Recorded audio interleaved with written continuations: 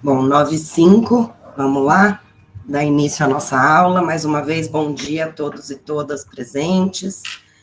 É um prazer para nós aqui do Madrona Advogados estar de novo com o pessoal da ESA. Agradeço aí ao pessoal do suporte, mais uma vez na pessoa também do professor Ricardo Guimarães, que tem sempre a intenção de trazer temas trabalhistas e com intersecção no direito do trabalho, cada vez mais relevantes, né, e alterados aí, como a gente estava falando no começo.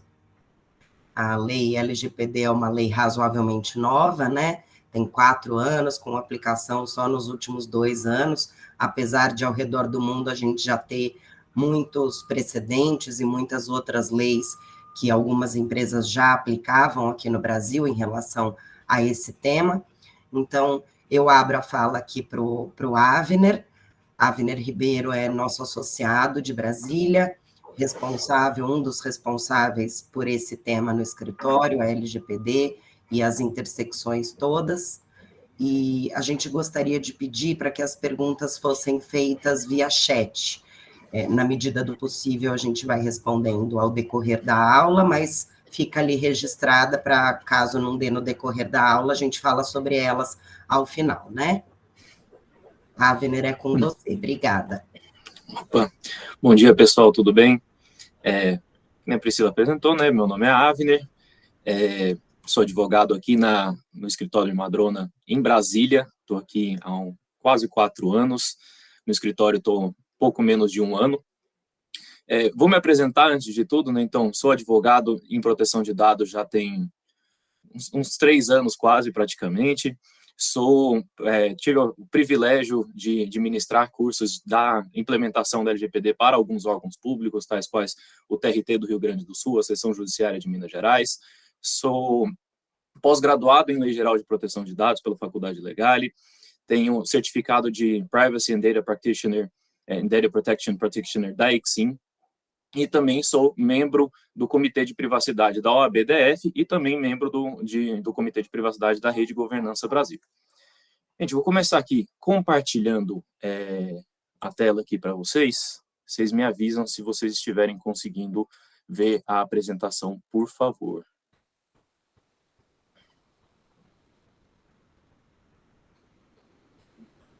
Entrou, Avner. Entrou? Ótimo. Então, vamos começar aqui. Primeiro de tudo, a gente tem que falar do âmbito de aplicação da LGPD, né?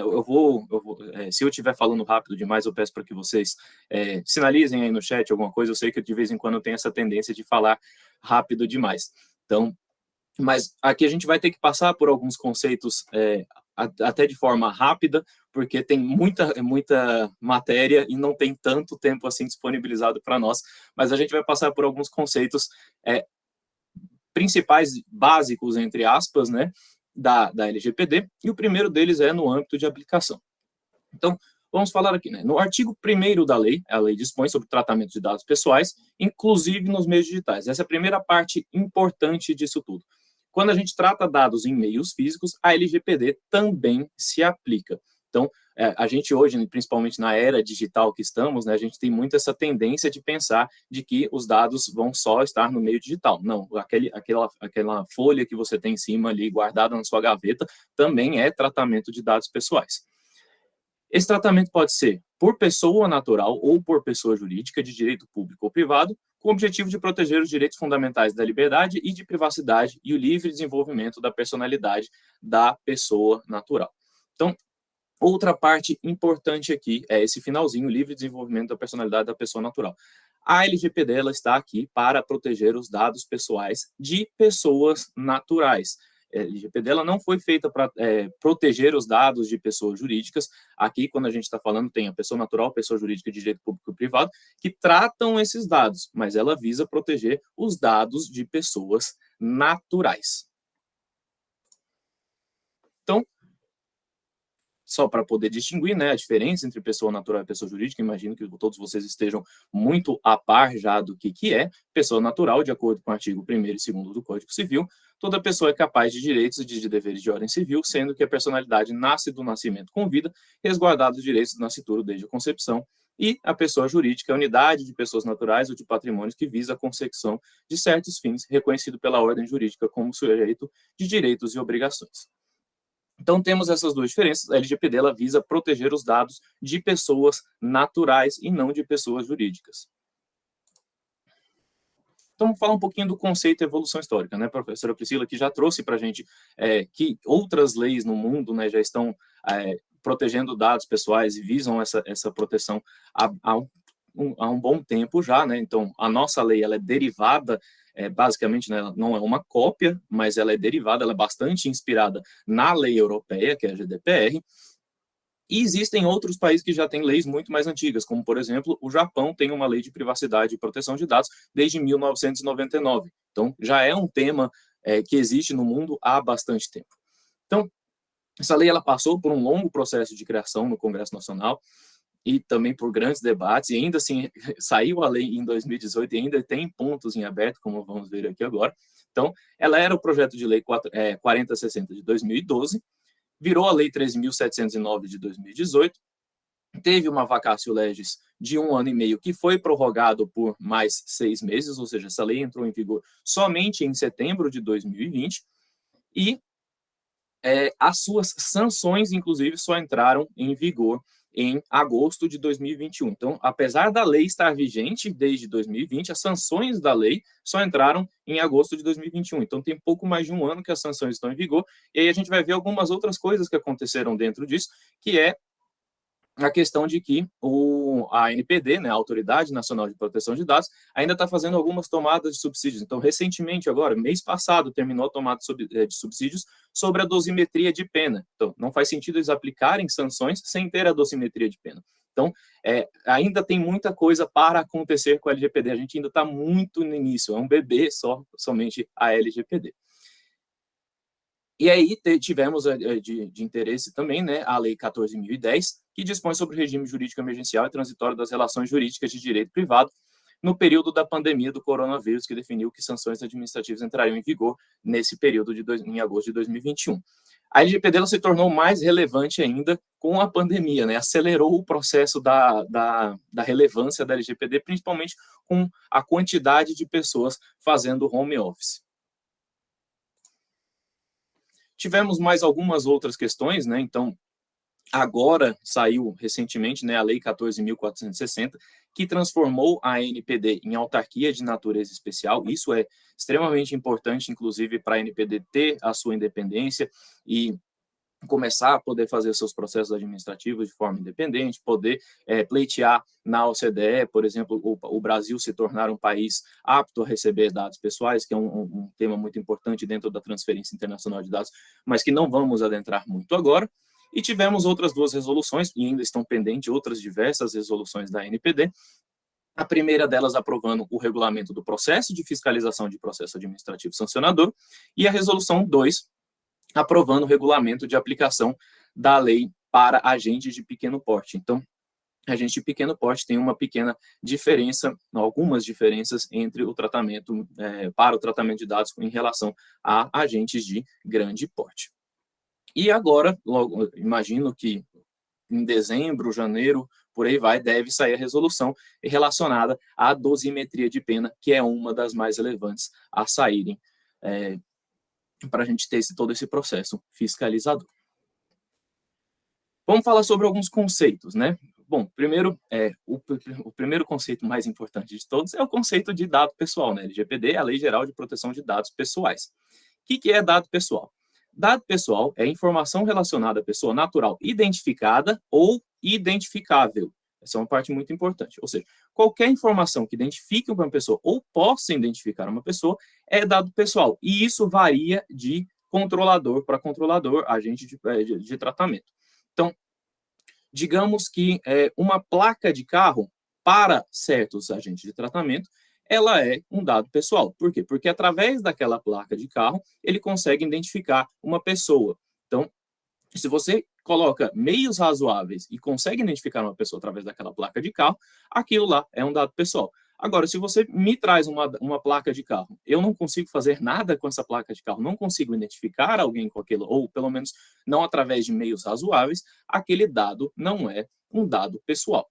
Então, dado pessoal é essa informação que identifica uma pessoa ou pode identificar uma pessoa quando empregados meios razoáveis. Então, aqui eu coloquei alguns exemplos, tais como nome, número de telefone, código de identificação, entra muito nesse exemplo que eu falei. Então, por exemplo, vocês estão em certa empresa e essa empresa ela tem um código de matrícula. Para aquela empresa, ela consegue identificar você com esse código de matrícula. Agora, se você coloca isso na minha mão, esse código de matrícula não significa nada, não consigo identificar. Para mim, não é um dado pessoal. Para aquela empresa, se configura um dado pessoal.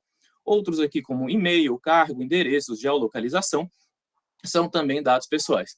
Eu gosto de brincar sempre que o meu nome, por exemplo, ele não é nem só dado pessoal, o meu nome é mesmo dado personalíssimo, né? Você não vai achar homônimo com o meu nome, né? Avner Ribeiro Meister, muito provavelmente você não vai achar. Então, é um dado personalíssimo até. Mas esse é o conceito de dado pessoal. E aí, a LGPD traz o conceito de dado pessoal sensível, um pouco diferente. Só que o que acontece? Existem muitas confusões. Dado pessoal sensível, a LGPD ela traz um rol taxativo, não é um rol exemplificativo. Então, por mais que algumas pessoas entendem que certo dado poderia ser dado pessoal sensível, talvez aquele dado não seja, como, por exemplo, dados bancários. Muita gente crê que dados bancários se enquadrariam como dados pessoais sensíveis. Só que, pela LGPD, pela definição da LGPD, não é dado pessoal sensível. O que é dado pessoal sensível pela LGPD? São dados que são reservados somente para aquele indivíduo, ou seja, são dados que podem causar constrangimento ou discriminação contra uma pessoa. Então, quais são esses dados que a LGPD traz como dados pessoais sensíveis? São eles: saúde e vida sexual, opinião política, dados genéticos ou biométricos, origem racial ou étnica, filiação a sindicato ou organização religiosa, filosófica ou política e convicção religiosa. O grande professor Felipe aqui já também trouxe, né, que dados de movimentações bancárias são regulamentados por outra lei também, mas eles não se enquadram como dados pessoais sensíveis, apesar de ter toda a sua outra regulamentação. E aí eu acho que depois, eventualmente, o professor Felipe pode falar até um pouco mais sobre essa parte de dados serem regulamentados. Eu não estou lembrando o número da lei aqui, você colocou aqui, mas tem uma barra na minha frente. Os dados de movimentação bancária são regulados pela Lei Complementar 105, que trata esse dever em relação à instituição. Quando é que a instituição pode passar tanto dados cadastrais quanto dados de movimentação bancárias, trocar esses dados entre as instituições que fazem parte do sistema financeiro nacional, e também quando essas informações podem ser cedidas a autoridades públicas, tá? Não, perfeito. Inclusive, essa é uma parte muito interessante, quando a gente chegar na parte de bases legais, e as bases legais para tratamento de dados pessoais comuns, né, vamos trazer o outro como nome comuns, e os dados pessoais sensíveis, eles são diferentes um pouco, mas uma das coisas que o legislador trouxe e teve o cuidado para ambos, o cumprimento de obrigação legal é uma permissão para tratar esses dados. Então, os bancos poderiam tratar esses dados por cumprimento de obrigação legal, a Lei Complementar 105. Algumas coisas interessantes sobre a parte de dados pessoais sensíveis. Existem certas confusões que são feitas por confusão entre dado pessoal comum e dado pessoal sensível. Falo isso por quê? Porque, por exemplo, a gente tem dados de imagem ou vídeos, né? Esses dados, particularmente, eles podem se enquadrar em ambas as situações. Eles podem ser tanto os dados pessoais comuns quanto dados pessoais sensíveis. Explico para vocês. Quando a gente tem um vídeo, uma câmera de segurança, e aquela câmera de segurança, você coleta a imagem daquela pessoa, mas não faz tratamento de nenhum outro dado além daquela imagem, então você verifica aquela pessoa e consegue identificar a pessoa. Tal pessoa você vendo aquela imagem, aquela pessoa que aparece no vídeo, é essa pessoa. Nós temos um tratamento de dado pessoal comum. O que estava acontecendo, por exemplo, agora, que inclusive é alvo de um dos maiores processos aí de proteção de dados recente, né, que é no metrô da linha amarela de São Paulo. Existe imagens que fazem reconhecimento facial. Se aquela câmera capta os seus dados biométricos, então aquilo é um tratamento de dado pessoal sensível. Então, a gente tem essa diferença. Depende da finalidade e depende de quais dados são coletados. Se coleta apenas a sua imagem, vamos pegar um exemplo mais fácil. você vai fazer um cadastro em algum prédio. É muito comum você, aquela pessoa, o porteiro, o segurança, tirar uma foto sua para fazer o cadastro naquele prédio comercial. Se aquela foto ela é utilizada para fazer uma acariação, então o porteiro olha aquela sua foto, olha para você e reconhece quem é, se você é aquela pessoa da foto, nós temos o tratamento de dado pessoal comum. Agora, se aquela foto tirada para você vai para um sistema e pega os seus dados, os seus pontos biométricos, e a partir do sistema você consegue entrar no prédio, nós temos o tratamento de dado pessoal sensível. Então, imagem muitas vezes gera essa diferença aí, essa confusão, mas depende da finalidade, depende dos dados tratados. Contudo, dado pessoal sensível é esse rol taxativo que a LGPD trouxe para a gente. E aí temos alguns outros conceitos, né, de dado anonimizado e anonimização. Então, o dado anonimizado, inclusive, não se aplica à LGPD. O que é dado anonimizado? É um dado relativo ao titular que ele não pode ser identificado, considerando a utilização de meios técnicos razoáveis disponíveis na ocasião do seu tratamento. Então, quando você coloca alguma coisa que você não consegue identificar o dado, você está fazendo uma anonimização. Quando a gente está falando do meio digital, é muito difícil você chegar numa anonimização plena. Então, a gente usa muito o termo pseudonimização, que é você emprega todos esses meios, meios técnicos e razoáveis, disponíveis ali no momento do tratamento, para ocultar aquela informação, para não poder identificar alguma pessoa através daquela informação. Acontece que no meio digital, a maioria desses processos são reversíveis, então alguma pessoa consegue pegar aquele dado oculto e reverter todo o processo de anonimização, ou seja, não é um processo de anonimização pleno. A anonimização é aquele dado foi ocultado de alguma forma e não tem como reverter. E aí, no meio digital, nós falamos muito em pseudonimização. Então, é exatamente essa a ideia. E aí, para dados anonimizados ou pseudonimizados, enquanto pseudonimizados, a LGPD não se aplica. E aqui talvez tenhamos um dos conceitos mais importantes dentro, inclusive, no meio trabalhista, né? Foi onde surgiram muitas dúvidas ao longo desses 4 anos que a LGPD, inclusive a NPD se sentiu obrigada, né, por conta de alguns erros até de órgãos públicos, a soltar o seu guia de agentes de tratamento e encarregado. Agente de tratamento pela LGPD são o controlador e o operador. Qual que é a grande diferença aqui? Controlador é a pessoa que tem competência para tomar decisões referentes ao tratamento de dados pessoais. Essa pessoa pode ser natural ou jurídica, de direito público ou privado. Essa última frase que criou essa confusão, principalmente, né? Então, e aí eu vou trazer o exemplo que aconteceu. Fala aqui, né? É pessoa natural ou jurídica de direito público ou privado que tem competência para tomar decisões referentes ao tratamento de dados. Quando você traz esse conceito de pessoa natural ou jurídica de direito público ou privado, muitos entenderam que a pessoa natural dentro da empresa, dentro do órgão público, dentro do controlador que for, pode ser denominado controlador. O Conselho de Justiça Federal, na época, acho que foram uns 2 anos atrás, soltou uma portaria que o controlador do Conselho de Justiça Federal é o presidente em exercício. E aí está o erro. Por mais que a LGPD coloque que pessoa natural pode ser controladora, é quando aquela pessoa natural é de fato a controladora. Então você contrata digamos aqui, né, boa parte de vocês aqui, advogados, né, creio eu praticamente todos, quando você é contratado sozinho como advogado, você pode ser um controlador de dados pessoais. Por quê? Porque você está ali fazendo o tratamento dos dados do seu cliente, de outros dados ali, e por aí vai. Eu, por exemplo, eu sou professor.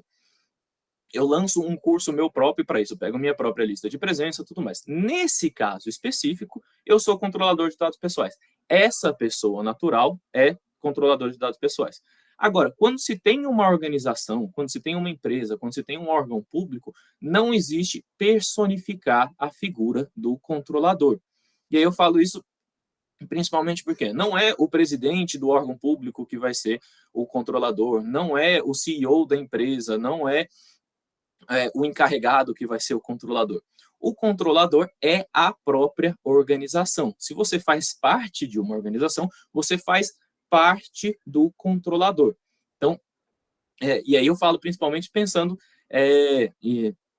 se vocês tiverem uma sanção ou alguma coisa, imagina se cai uma sanção e aí a gente vai falar delas mais para frente, né? Mas eu acho que todo mundo já está um pouco ciente da mais famosa sanção da LGPD, que é a multa de até 50 milhões de reais.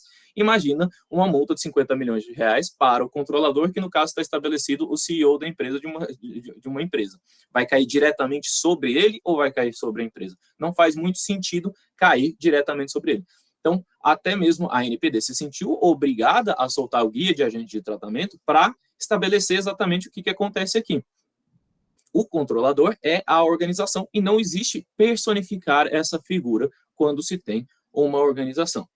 E aí entra outra confusão, né, que é a figura do operador. Operador é a pessoa natural ou jurídica de direito público ou privado também, que realiza o tratamento de dados pessoais em nome do controlador. E aí muita gente entendeu que, então se não tem personificar a figura do controlador, os funcionários, todo mundo, vai ser o operador da empresa. Também não. O operador da empresa, ele é um terceiro na relação, não necessariamente precisa existir a figura do operador. Existem diversas empresas que não vai ter esse relacionamento com operadores. Geralmente, o operador é uma figura terceirizada, um terceiro em relação ao controlador, que vai realizar o tratamento de dados pessoais em nome do controlador. Exemplos muito comuns. Empresas de telemarketing, se você contrata uma contabilidade terceirizada, né, uma pessoa, e aí vamos, talvez entre nos dois jeitos aqui agora, né? Você contrata uma empresa para fazer a sua contabilidade, ou você contrata uma pessoa para fazer a sua contabilidade. Tanto faz, aí ambos serão operadores. Aí temos o exemplo de pessoa natural, que é operador, ou pessoa jurídica, que é operador. Então, o operador também é figura que não existe personificação de agente de tratamento. Então, se tem uma organização que é operadora, eles serão operadores. Então, vocês como funcionários, vocês como associados de um escritório de advocacia, vocês são ou parte do controlador ou parte do operador. Vocês não são o controlador, vocês não são os operadores. Ali, o controlador é quem tem essa competência para tomar decisões, ou seja, a organização principal, né, proprietária, entre aspas, dos dados pessoais, e o operador, se for uma organização, é aquele que realiza o tratamento de dados pessoais em nome do controlador e só pode fazer aquilo que o controlador estabelece com os dados pessoais. E aí é muito importante frisar que a responsabilidade entre eles é subjetiva e solidária em relação ao tratamento de dados pessoais. Então, para o titular dos dados, inclusive, pouco importa quem fez o erro, né? Se foi o controlador ou o operador, para ele pouco importa. Agora, entre eles importa. Então, se o controlador estabeleceu alguma coisa e o operador fez coisa diversa, ali a responsabilidade é subjetiva e por isso que tem a importância dos contratos estarem aditados com cláusulas de proteção de dados, inclusive estabelecendo quem é controlador, quem é operador e o que pode ser feito com os dados pessoais na relação. Então, a LGPD estabelece que controladores e operadores serão diretamente sujeitos às disposições da lei, ainda que o controlador tenha mais obrigações regulatórias. Outra coisa importante é quando o operador ele resolve usar aqueles dados pessoais que recebeu do controlador de uma forma que o controlador não estabeleceu. O que acontece nessa situação? O operador ele se equipara a controlador, ou seja, ele tem as mesmas responsabilidades quando isso acontece. E aí a gente vai para uma parte importante aqui também, que são os princípios da LGPD. A LGPD estabelece uma série de princípios e também depois a gente vai ver as bases legais, que são outra parte muito importante. Mas a LGPD estabelece uma série de princípios, né? Então são eles: livre acesso e transparência, finalidade, adequação, necessidade, qualidade dos dados, segurança e prevenção, responsabilização e prestação de contas e a não discriminação. E aí nós vamos passar rapidamente por cada um deles aqui. Então, o primeiro deles é o livre acesso, né? Então, garantir aos titulares de consulta facilitada e gratuita sobre a forma e duração do tratamento, bem como sobre a integralidade dos seus dados pessoais. Hoje tem duas maneiras muito comuns que estão sendo, né, tanto para o livre acesso quanto a transparência, para atender a esses princípios, geralmente através de políticas de privacidade e canais de atendimento, principalmente. Então, é uma forma de consulta facilitada e gratuita. A LGPD estabelece isso, que você não pode cobrar para que o titular dos dados veja se os dados deles estão sendo tratados ou algo do tipo. Não, é forma facilitada e gratuita. Transparência é garantia aos titulares de informações claras, precisas e facilmente acessíveis sobre a realização do tratamento. E aí, geralmente, a gente faz isso com a nossa política de privacidade, que é um documento que não é nominalmente estabelecido pela LGPD, mas ele já é muito bem estabelecido pelo mercado. Então, a gente usa muito a nossa política de privacidade, que é como você vai informar os titulares quais dados são tratados, como eles são tratados, com quem são compartilhados, por quanto tempo eles são retidos na empresa e por aí vai. Então, esse documento, ele geralmente garante o princípio da transparência. Temos aqui outros dois muito importantes, né? O princípio da finalidade, principalmente. Realização do tratamento para propósitos legítimos, específicos, explícitos e informados ao titular, sem possibilidade de tratamento posterior de forma incompatível com essas finalidades. Aqui no Brasil, eu acho que até mundo afora, a gente tem muito o que a gente chama da cultura do vai que. Né? Vou tratar esses dados porque vai que algum dia eu quero tratar esses dados de alguma outra forma, eu acho que eles podem ser úteis de outra forma, não. Aqui a ideia principal é você vai estabelecer o porquê que você precisa tratar aquele dado e por quanto tempo, e essa finalidade ela deve ser legítima. Então, você tem que estabelecer previamente a finalidade para a qual você vai tratar aquele dado. E aí temos o princípio da adequação, né? Compatibilidade do tratamento com as finalidades informadas ao titular, de acordo com o contexto do tratamento. A ideia é que você colete esses dados e você vai tratar de acordo com a finalidade que você informou, da qual a finalidade que você estabeleceu. Ou seja, novamente, tentando acabar com a nossa cultura do vai que. Temos o princípio da necessidade, então, limitação ao tratamento ao mínimo necessário, que acho que é a parte mais importante. Novamente, indo contra o que a gente chama da cultura do vai que, você só vai tratar aquilo que você precisa. Você não vai pegar dados além do que você precisa. Você não vai pegar dados a mais porque você acha que pode precisar algum dia ou algo do tipo. Você estabelecer, eu preciso desses dados e são esses os dados que vão tratar. Então, digamos aqui que você tem algum processo de tratamento de dados, no qual você só precisa de nome, CPF e e-mail.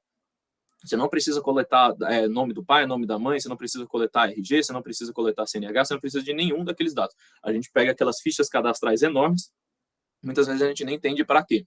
A ideia aqui é que as empresas, as organizações e qualquer controlador ou operador tratem os dados somente aquilo que precisam, de fato, usar para aquele processo de tratamento de dados. Qualidade dos dados é a garantia aos titulares de exatidão, clareza e relevância e atualização dos dados, de acordo com a necessidade para o cumprimento da finalidade do seu tratamento. Talvez esse de qualidade dos dados tenha mudado muito, esteja mudando, não tenha mudado ainda, mas esteja mudando muito, como RHs principalmente fazem seus processos seletivos. Qual é um dado que perde sua qualidade muito rápido? Dado de currículo. Os currículos são atualizados hoje semanalmente. Tem gente que atualiza seu currículo a cada semana, esse dado está atualizado. Então, a gente verifica, acho que todos vocês aqui já passaram por diversos processos seletivos na vida. Quando você manda aquele e-mail com seu currículo, alguma coisa, você recebe aquele de volta, né? As negativas, né? A gente não tem vaga aqui agora, mas vamos manter o seu currículo aqui no banco de dados para alguma oportunidade futura.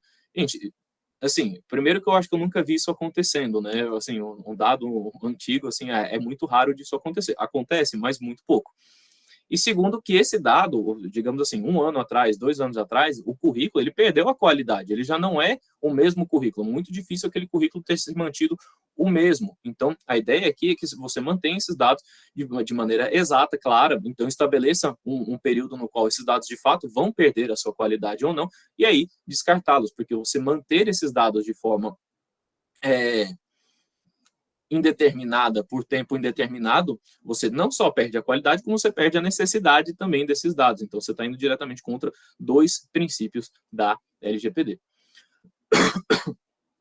Temos aqui o princípio da segurança, né? Então, utilização de medidas técnicas e administrativas apta a proteger os dados pessoais de acesso não autorizados de situações acidentais ou ilícitas de destruição, perda, alteração, comunicação ou difusão.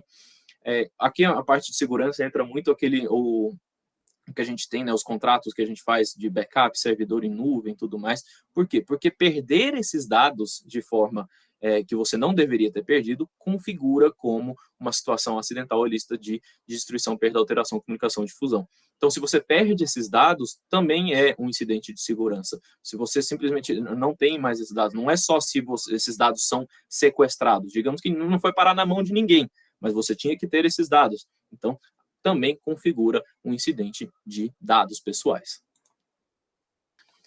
Temos aqui outros princípios, e a gente já está finalizando aqui os princípios. Então, temos aqui o princípio da prevenção, adoção de medidas para prevenir a ocorrência de danos em virtude do tratamento de dados pessoais. Eu falo que talvez esse seja um dos princípios mais difíceis de manter. Por mais que a gente possa fazer todo o nosso plano de prevenção, toda a parte de segurança da informação, tudo mais, geralmente quem está mal intencionado tem mais recursos para atacar do que quem está tentando se prevenir. E a gente pode ver isso, né? Existem diversos lugares que sofrem ataques que têm, assim, as melhores defesas possíveis, né? A gente já viu FBI, a CIA, todos os lugares sendo hackeados, né? Então, aqui no Brasil, né, recentemente tivemos o ataque de ransomware no STJ e por aí vai. Então, temos diversos ataques aí, mas a ideia é principalmente tentar se prevenir ao máximo, porque isso também é um fator mitigador em relação ao processo fiscalizador e às sanções da LGPD. Então, se você tenta se prevenir, você mostra que você fez o máximo que você podia, principalmente, é um fator mitigador. Temos o princípio da não discriminação, acho que ele fala por si só, né? Não pode fazer tratamento de dados para fins discriminatórios, ilícitos ou abusivos. E temos o princípio de responsabilização e prestação de contas, né? Então, demonstração pelo agente de tratamento, né, controlador e operador, da adoção de medidas eficazes e capazes de comprovar a observância e o cumprimento das normas de proteção de dados, inclusive a eficácia dessas medidas. Gente, vamos passar aqui, então, para as bases legais. As bases legais talvez sejam um dos pontos onde se tenha, acho que, muitas conversas em relação...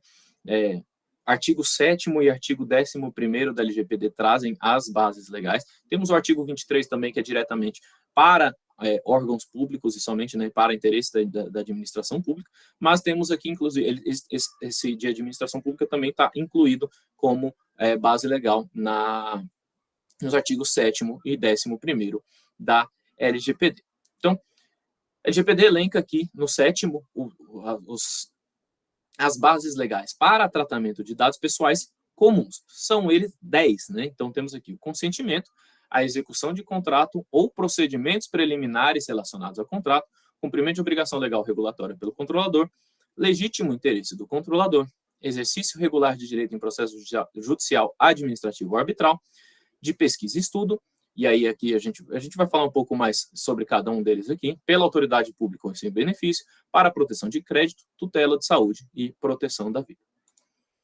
Então, o primeiro deles, e talvez o mais comum que a gente mais ouça falar, é o consentimento. Consentimento, ele denota a autonomia da vontade, através de manifestação livre, inequívoca e informada, pela qual o titular concorda com o tratamento de seus dados pessoais para uma determinada finalidade.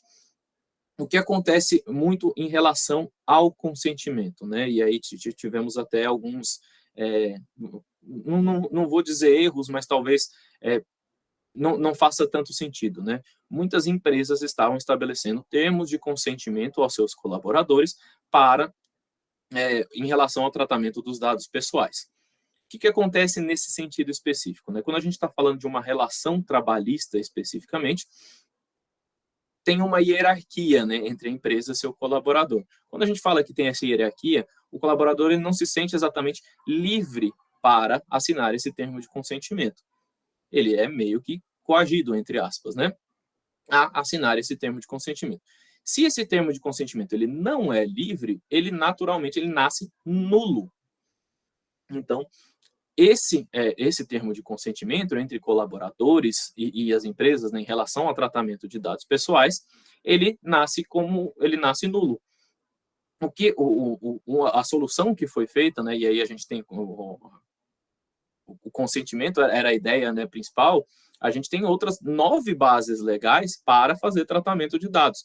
E uma delas é exatamente a execução contratual. Se você tem um contrato entre seu colaborador e A empresa é uma execução contratual normal e se enquadra nesse. Então, aditar os contratos com cláusulas de proteção de dados é perfeitamente cabível e não precisa desse consentimento. Até porque o consentimento, você tem que ter toda uma gestão do consentimento. Por quê? Porque o consentimento, ele é revogável a qualquer momento. Então, o titular dos dados tem liberdade para autorizar, negar ou revogar a autorização anteriormente concedida para tratamento de seus dados pessoais. Imagina se cada colaborador resolvesse revogar o tratamento de dados pessoais, mas quisesse continuar na empresa. Não faz muito sentido o que está acontecendo ali e tudo mais.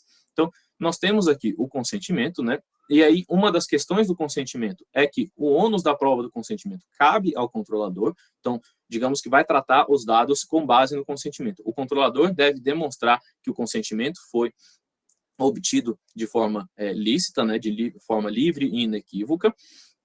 Mas eu gosto de falar que o consentimento ele é paradoxo. Por quê? Porque ao mesmo tempo que ele é a base legal mais forte que tem, porque se você obtém o consentimento, você pode tratar os dados da forma que você estabeleceu no termo de consentimento. E você não vai ter nenhum problema com isso. Ele é também a mais fraca. Por quê? Porque ele é revogável a qualquer momento e você tem que fazer uma gestão de consentimento, o que pode ser extremamente custoso a uma empresa. Eu, particularmente, quando estou trabalhando em adequações à Lei Geral de Proteção de Dados, eu tento utilizar todas as outras bases legais antes de utilizar o consentimento. Utilizo o consentimento quando necessário. Se não for necessário, se tiver outra base legal que me dá respaldo para tratamento de dados pessoais, eu utilizo essa outra base legal. E aí nós vamos ver essas outras bases legais. Só uma outra coisa a respeito do consentimento é que geralmente não existe o consentimento tácito, com exceção de uma, né? A gente tá no direito, né? Existem diversas exceções. Mas consentimento ele só será tácito quando o titular do dado o torna manifestamente público previamente. Então, quando você coloca os dados em redes sociais, se as redes sociais são abertas, alguma coisa nesse sentido, nós estamos falando de consentimento tácito. Agora, é a única hipótese até o momento que nós verificamos que o consentimento é tácito. Fora isso, os dados, não existe consentimento tácito implícito além dessa hipótese. Nós temos a outra base legal aqui, que é a execução contratual, né? Então, a gente fala que é um consentimento específico, mas você não precisa exatamente pegar o consentimento, porque ele não vai ser revogável a qualquer momento, para utilização na execução ou na preparação de negócio jurídico em que o titular seja parte. Então, coletar aqueles dados para colocar no contrato, coletar aqueles dados para criar essa relação contratual, entra aqui como execução contratual ou procedimentos preliminares em relação ao contrato.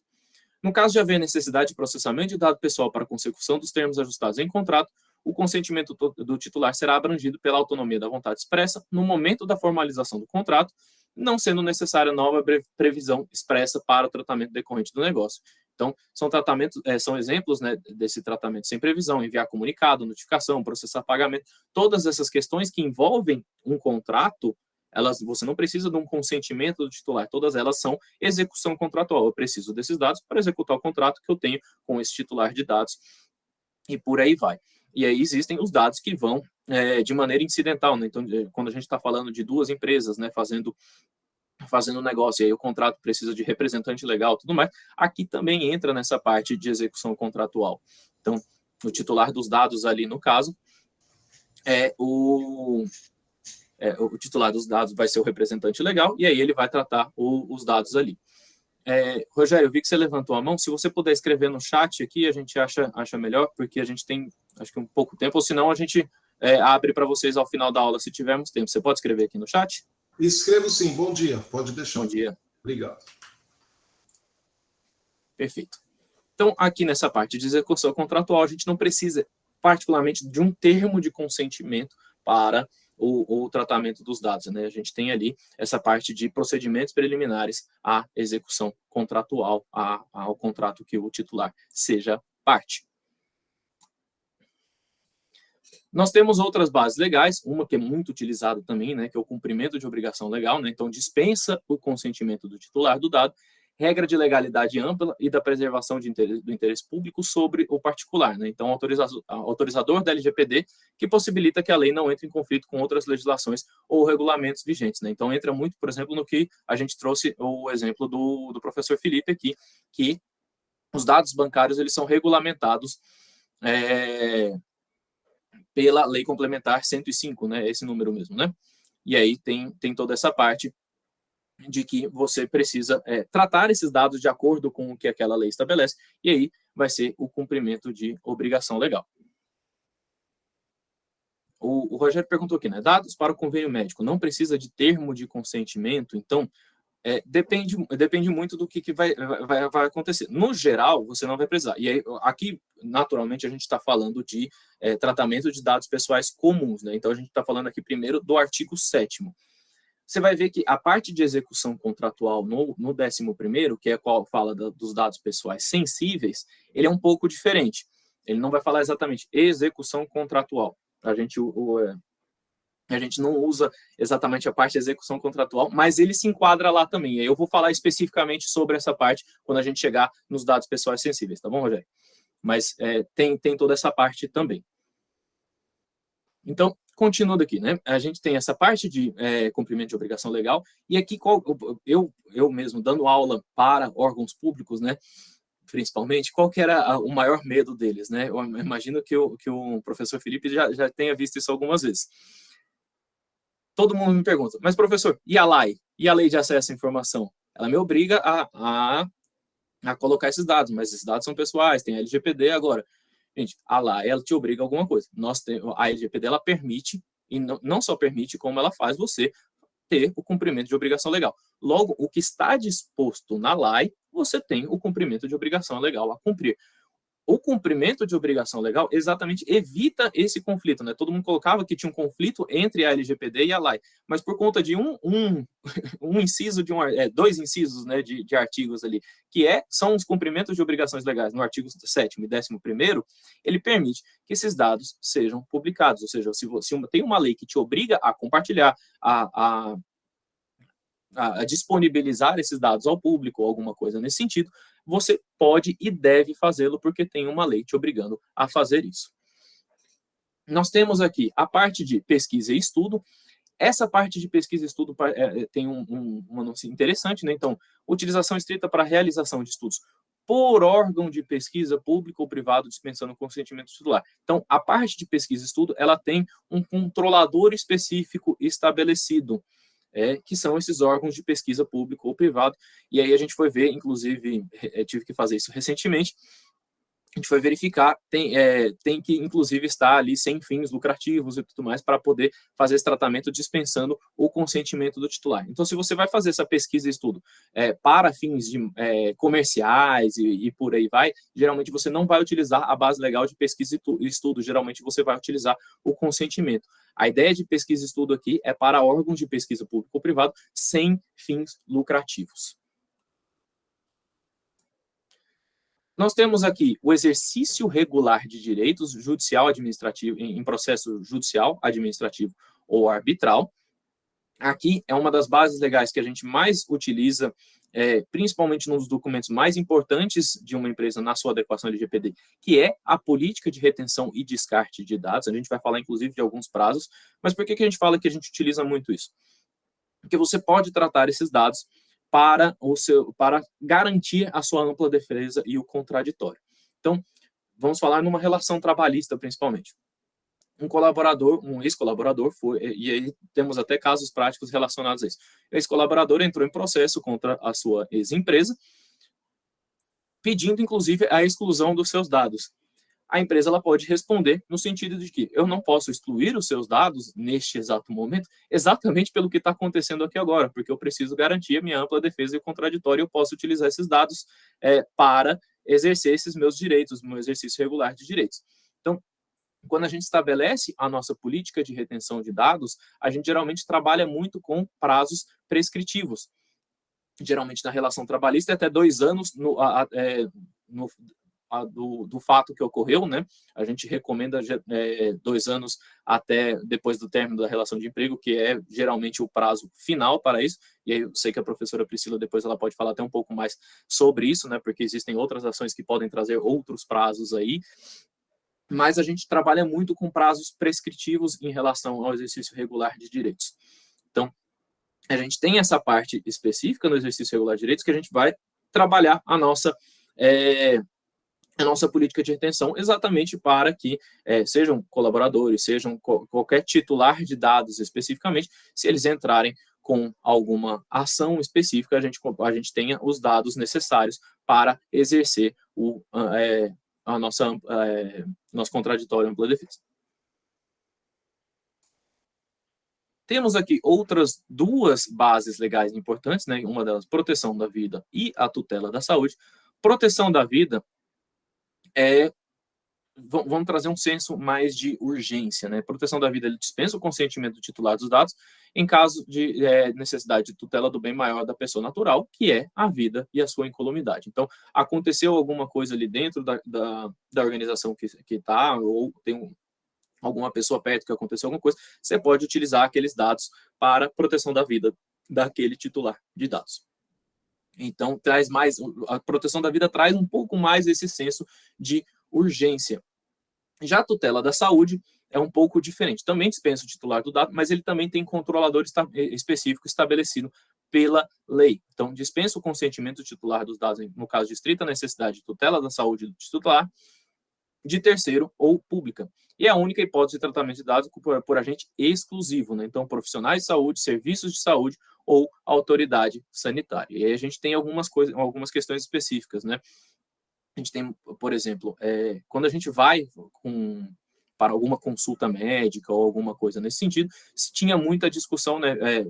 Quem vai tratar seus dados inicialmente não é exatamente um profissional de saúde. Vai estar ali a secretária do hospital, vai estar ali a atendente do hospital, mas essas pessoas, elas estão realizando serviços de saúde e, por isso, podem utilizar a tutela da saúde para tratar dados pessoais, dispensando o consentimento do titular do dado.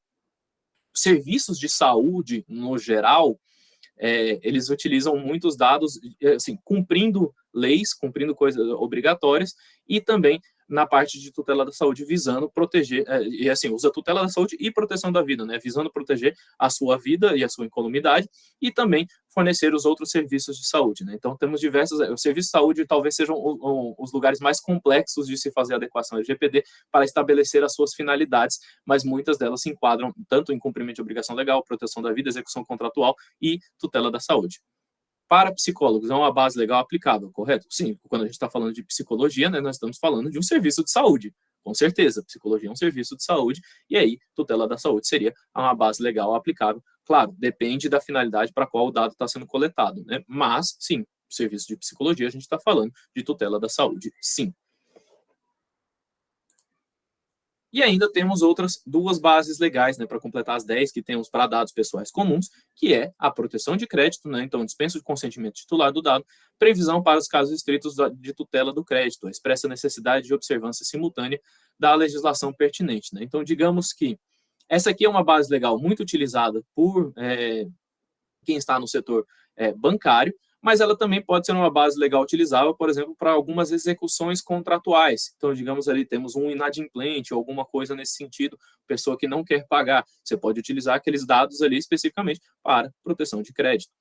E temos os dados, a base legal, aliás, de autoridade pública em seu benefício, né, tratamento de dados, feito com a finalidade específica da execução de políticas públicas formalmente instituídas por lei ou ato administrativo, instrumento que fixa a política pública que autoriza o tratamento do dado pessoal, pode ser de uma norma formal ou até um contrato ou um instrumento congênere. Então, dando aula principalmente para órgãos públicos no geral, vinha muito essa dúvida, né? Tipo, eu tenho diversas portarias, instruções normativas aqui que eu preciso cumprir, mas não sei exatamente onde que eu vou encontrar. Vou ter que ficar pedindo consentimento de todo mundo aqui agora? Não, você pode fazer esses dados, tratamento desses dados, exatamente para execução de políticas públicas, né? Então, você tem diversas normas ali, diversas portarias e instruções normativas, na qual você vai poder utilizar esses dados da maneira normal que já vinha utilizando, até mesmo para cumprir, né? Então, entretanto, na parte de o cumprimento de obrigação legal chega a se equiparar um pouco a essa execução de políticas públicas, né? Talvez dividindo um pouco ali o que acontece, né? Tipo, uma você tem que cumprir uma lei específica, outra você vai cumprir provavelmente portarias, instruções normativas e por aí vai. Essas aqui são as bases legais que a gente tem no artigo 7º da LGPD. Aqui são as bases legais para os dados pessoais comuns. Nós temos também Aliás, desculpa, esqueci de um muito importante, inclusive, perdão. Nós temos aqui o legítimo interesse. O legítimo interesse, ele talvez seja até, inclusive, o mais polêmico a mais polêmica das bases legais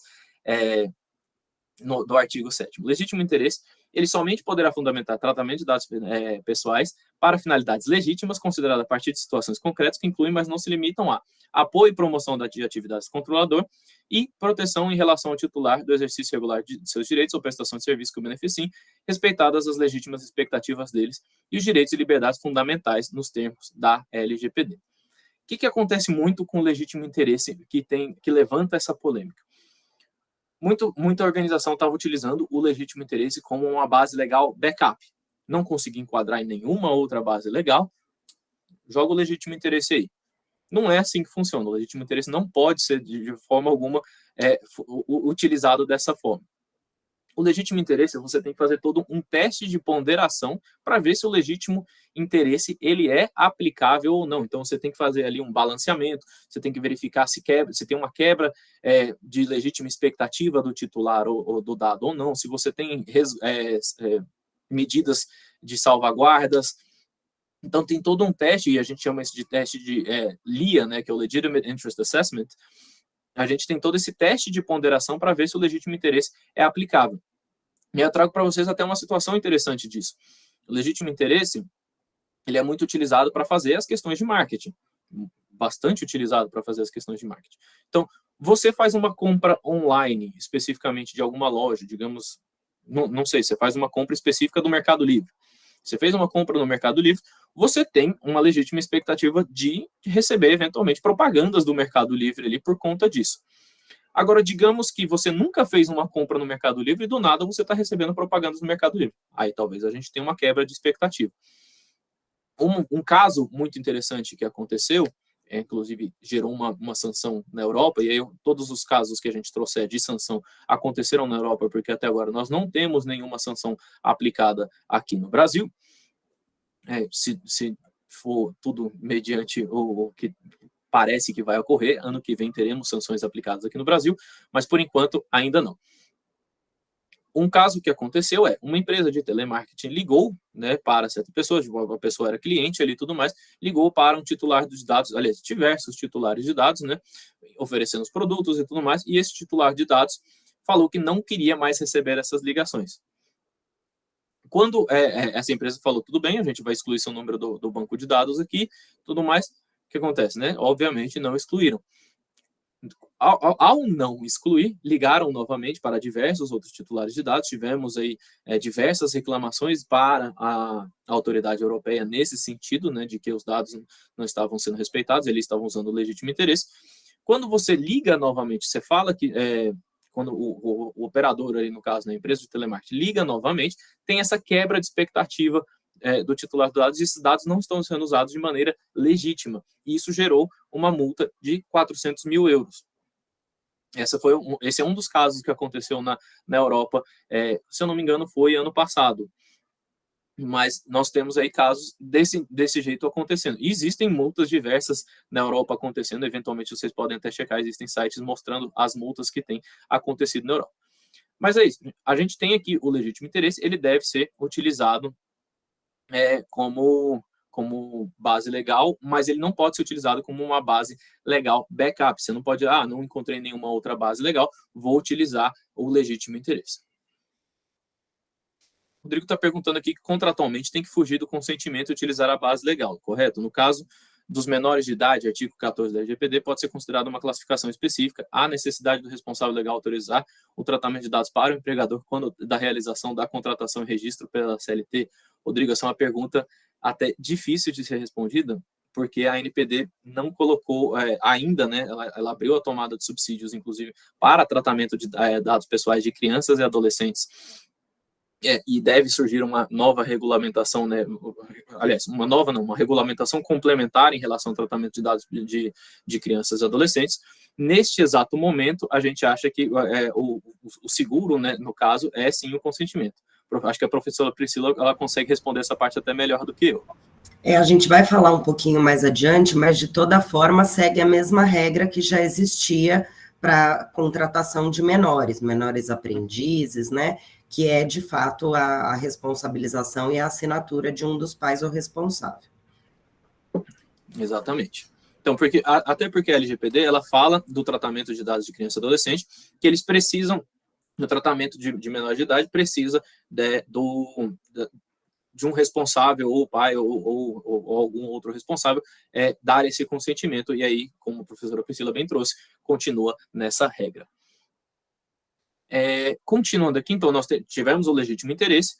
Não é uma base legal backup, ela tem que ser uma base muito bem utilizada, inclusive é uma base legal que eu tento não utilizar, se possível, né? Se enquadra em outra base legal, prefiro utilizar outra base legal, até porque o legítimo interesse ele também precisa de uma gestão. Se um titular dos dados se opõe, né, se ele tem esse direito, né, de se opor ao tratamento de dados, muitas vezes o legítimo interesse, a finalidade ali, ela já deixa de ser legítima, né, dependendo da circunstância.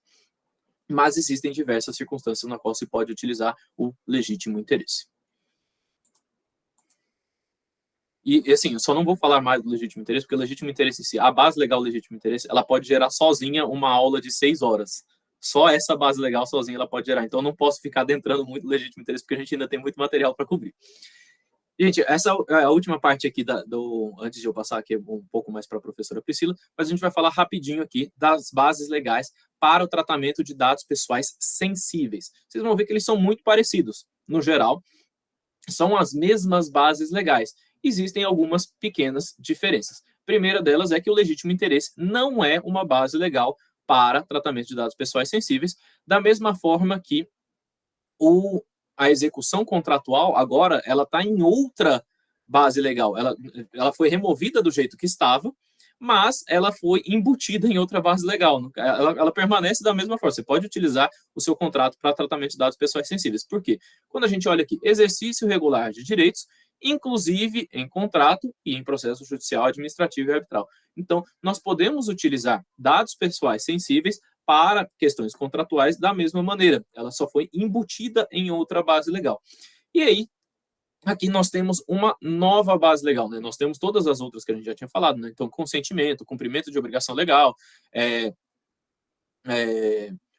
para execução de políticas públicas, realização de estudos de órgãos de pesquisa, proteção da vida, tutela da saúde. Tiramos aqui a proteção de crédito, ela não existe para dados pessoais sensíveis, tiramos o legítimo interesse, e aí agora a gente tem uma nova, que é a garantia de prevenção à fraude e a segurança do titular nos processos de identificação e autenticação de cadastro em sistemas eletrônicos.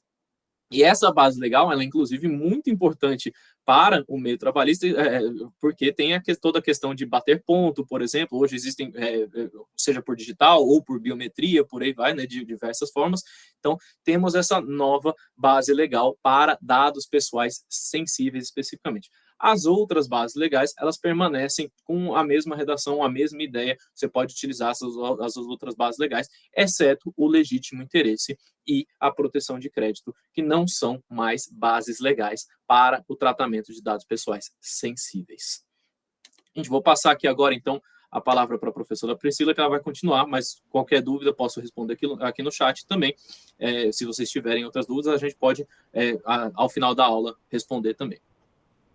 Obrigada, Avner. Mais uma vez, bom dia a todos. A quem não me conhece ainda ou não estava na primeira aula, eu sou Priscila Carbone, advogada, sócia do Madrona Advogados na área trabalhista. Me formei em 2004 na Faculdade Metropolitanas Unidas, especialista e pós-graduada em Direito do Trabalho, em Processo Civil, pela FGV e Mackenzie, respectivamente. Vamos lá, da sequência aí. Por que é tão importante, então, essa questão da LGPD para as relações de trabalho, né? A gente tem que pensar aqui tanto nas questões relacionadas aos empregados, quanto na responsabilidade e reflexos que a Lei Geral de Proteção de Dados pode criar para o empregador. Então, tomar cuidado com a proteção de dados no ambiente de trabalho, ela mitiga os riscos de responsabilização civil do empregador, em primeiro lugar, estabelece alguns procedimentos de como esse tratamento deve ser feito em relação a colaboradores, prestadores de serviço, clientes de forma geral, a mitigação dos riscos de incidentes de segurança e vazamento de dados, evita que esses dados coletados sejam utilizados sem a finalidade definida, que é uma das questões super relevantes, como o Avner bem pontuou, garante o atendimento dos direitos, né, do titular. Então, mais uma vez, sejam eles colaboradores, clientes, empregados, prestadores de serviço, e evita a coleta de dados desnecessários de forma geral. Então, a gente tem aqui 4 pilares essenciais, né, do direito do titular e que tem relação no ambiente de trabalho, como o artigo 17 da LGPD traz. A titularidade dos dados, a liberdade desses dados, a intimidade da pessoa e a privacidade da pessoa. Sempre, como a Avner apontou lá no começo também conceitualmente, em relação aos direitos da pessoa natural. Então, vamos lá. Em relação aos direitos do titular desses dados, né? O titular dos dados pessoais, ele tem o direito a obter do controlador, em relação aos dados por esse controlador tratados, a qualquer momento e mediante requisição, a confirmação da existência de algum tipo de tratamento, o acesso aos dados que esse controlador tem, a correção de dados incompletos, inexatos ou desatualizados, a anonimização, o bloqueio ou a eliminação de dados desnecessários, excessivos ou tratados de forma desconforme com o dispositivo da lei, a portabilidade desses dados a outro fornecedor do serviço ou do produto, sempre mediante requisição expressa, de acordo até com o regulamento, como o Avner apontou também da ANPD, a eliminação dos dados com consentimento do titular, a informação das entidades públicas e privadas com as quais esse controlador realizou qualquer tipo de compartilhamento desses dados. Então, no ambiente de trabalho, a gente vê muito isso. O empregador sempre emite dados para o INSS, para a Receita Federal, para a Caixa Econômica Federal em relação ao FGTS, né? Sindicatos, enfim, uma série de órgãos, entidades públicas e privadas que recebem esses dados por meio do empregador, e a informação sobre a possibilidade de fornecer ou não o consentimento sobre aqueles determinados dados e consequências da negativa. E a revogação do consentimento. Isso é muito importante, tanto a autorização quanto a revogação, porque muitas empresas empregadoras, né, no caso, como a gente está falando do ambiente de trabalho, ao entrar em vigor a Lei Geral de Proteção de Dados, passaram simplesmente a pedir autorização expressa para aqueles empregados para usar os seus dados. E isso não abarca todas as necessidades que a lei determina. Por quê? Eu preciso ter sempre a finalidade específica, o tempo em que eu vou usar aqueles dados e a revogação do consentimento. Muitas empresas não adequaram essa questão da revogação do consentimento de forma clara e correta, tá? Então, os direitos do titular ainda, né? O exercício dos direitos se dá mediante requerimento gratuito e expresso do titular ou do representante legal, como é o caso que a gente mencionou na pergunta do Rogério, se eu não me engano, em relação aos menores, a agente de tratamento, controlador ou encarregado, como o Avner conceituou antes. Em caso de impossibilidade do atendimento, o controlador poderá responder ao titular dos dados, que não é agente do tratamento daqueles dados demandados, geralmente indicando quem é o agente correto, ou que ele está impedido por alguma razão de adotar imediatamente aquelas providências, indicando por que ele não pode, quais os fatos, quais os direitos que ele tem. Então, como se adequar para garantir, de fato, o cumprimento da LGPD dentro de uma corporação empregadora? O processo de adequação da LGPD em relação ao empregador, ele deve ser dividido em 3 grandes fases, tá?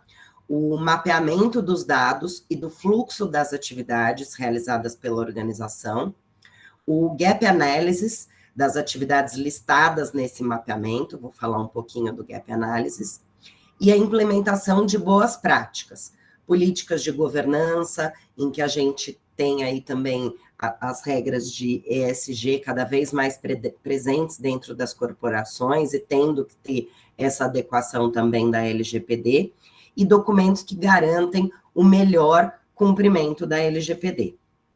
Em relação ao gap analysis, só para ficar claro para todo mundo e a gente falar aqui a mesma língua, segundo a geometria, a menor distância entre um ponto e outro é uma reta, né? Então, por essa perspectiva, eles criaram esse conceito do gap analysis, que é a análise das lacunas existentes entre esses dois pontos. Então, nada mais é do que uma técnica pela qual as empresas conseguem visualizar um caminho mais curto, analisando, de fato, as lacunas existentes entre esses dois pontos, tá?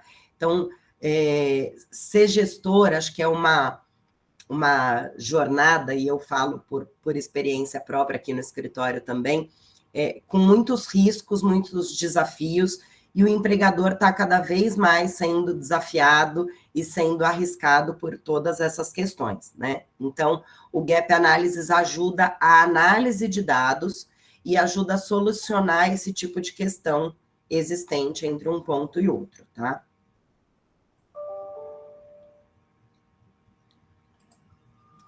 Então, a implementação da LGPD no ambiente de trabalho, ela é necessária e ela precisa ser cumprida de forma a analisar os riscos do tratamento pessoal daqueles empregados, colaboradores, clientes, prestadores de serviço, a revisão dos contratos e elaboração de uma política clara de proteção de dados, inclusive com a inclusão das cláusulas contratuais relacionadas à proteção de dados, a nomeação do encarregado da proteção desses dados pessoais dentro da corporação, uma política de privacidade, como eu falei, e o termo de consentimento. Muitas vezes, no ambiente de trabalho, nas relações de trabalho, a gente tem muita dificuldade em determinar qual é exatamente a necessidade daquele dado se manter ativo e se manter sendo tratado pela corporação, né? Então, como o Avner apontou no começo, a gente costuma lidar com os prazos prescricionais, de forma como regra geral, mas muitas vezes a gente tem exceções, a gente vai ver um pouquinho mais adiante sobre isso. Então, na etapa pré-contratual, o professor Avner também apontou, né? Como que eu faço com o tratamento desses dados e a guarda desses dados, quando eu estou falando em currículo, em disponibilização de vaga, a análise desse currículo, o resultado das entrevistas e das provas que esse candidato faz, a posterior escolha. Então, preciso deixar muito claro até quando eu vou poder guardar, coletar e tratar aqueles dados, até porque, nesse caso pré-contratual, como o Avner muito bem pontuou, as coisas mudam rapidamente, então nem adianta eu coletar de forma excessiva ou ficar muito tempo com aqueles dados, porque eles perdem a validade muito rapidamente, né? Na etapa contratual, de fato, o tratamento dos dados pessoais na constância efetiva do contrato de trabalho, ele pode ser baseado na execução do contrato, procedimentos preliminares relacionados à contratação, também de acordo com a LGPD, artigo 7º, inciso 5º, sendo dispensável, então, o consentimento do tratamento dos dados desses colaboradores, nesse caso, porque eu já tenho regra específica na lei. Em caso da coleta de informações de crianças e adolescentes, como a gente falou lá atrás, a gente precisa, então, tanto quando eu estou falando da contratação de um menor, no caso de um menor aprendiz, por exemplo, ou quando eu estou tratando de coleta de informação de crianças e adolescentes que são filhos, dependentes dos meus empregados, sob o ponto de vista de imposto de renda ou de plano de saúde, né? Eu preciso também que o empregador precisa obter também o consentimento prévio de um dos pais ou responsáveis legais para realizar o tratamento dessa informação, desse dado.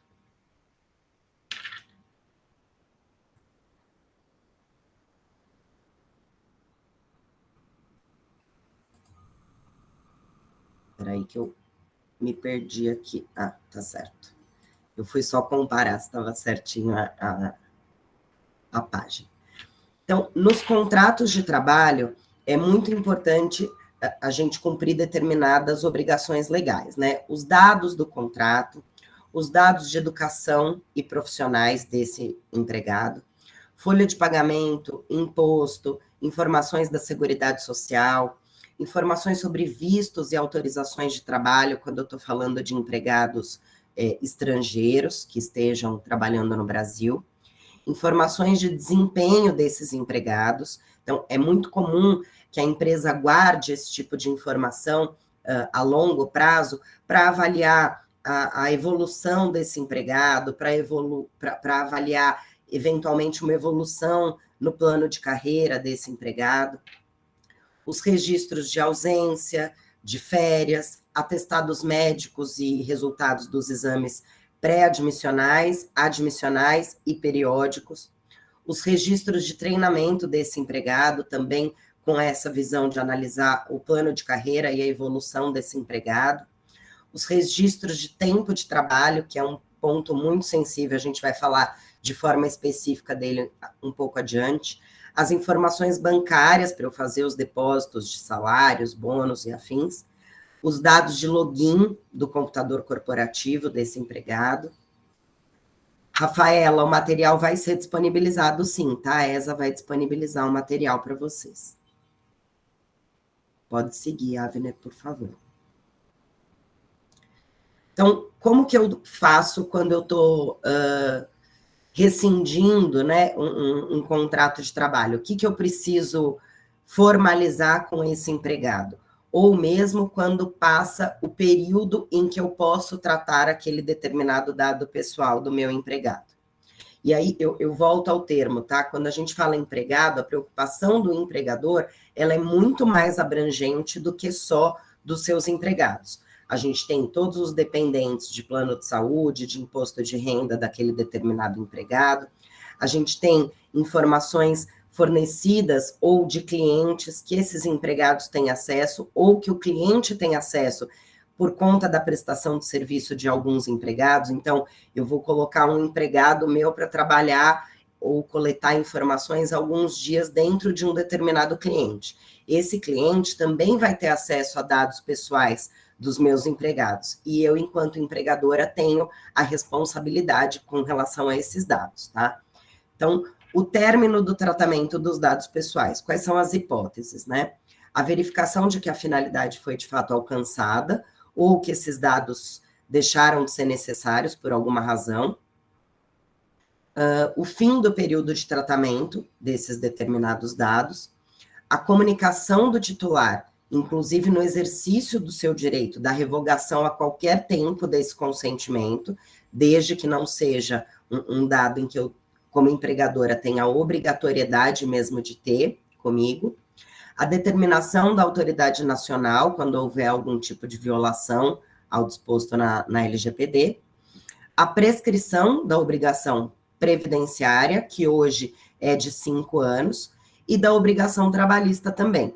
Lembrando aqui, né, que a gente, em termos de prescrição trabalhista, a regra é prescrição bienal para o ingresso da ação trabalhista. Então, o empregado tem até 2 anos para ajuizar a ação trabalhista, mas ele pode requerer os últimos 5 anos. Então, em termos de dados, eu, enquanto empregadora, tenho que manter esses dados por pelo menos 5 anos em razão da prescrição, tá? Então, aqui a gente tem algumas regras em relação ao tempo de prescrição, tempo de retenção desses dados e dessas informações, e alguns dispositivos legais ou boas práticas que indicam e que justificam esse período. Então, os registros de recrutamento e seleção. como a gente falou, na prática, muitos deles acabam perdendo a eficácia, mas em termos gerais, a gente tem no artigo 206 do Código Civil uma menção específica em que poderia ser aplicada a regra de 3 anos contados do término do processo seletivo desse determinado candidato. E aí a gente está falando como exemplo, né, dos dados e de documentos, os currículos, os registros de entrevista, testes psicológicos e resultados das provas que esse candidato vai fazer, eventualmente, e quando aplicável, as pesquisas de antecedentes criminais ou de dados financeiros, quando a gente está falando de relações bancárias, né? Os registros dos profissionais propriamente dito.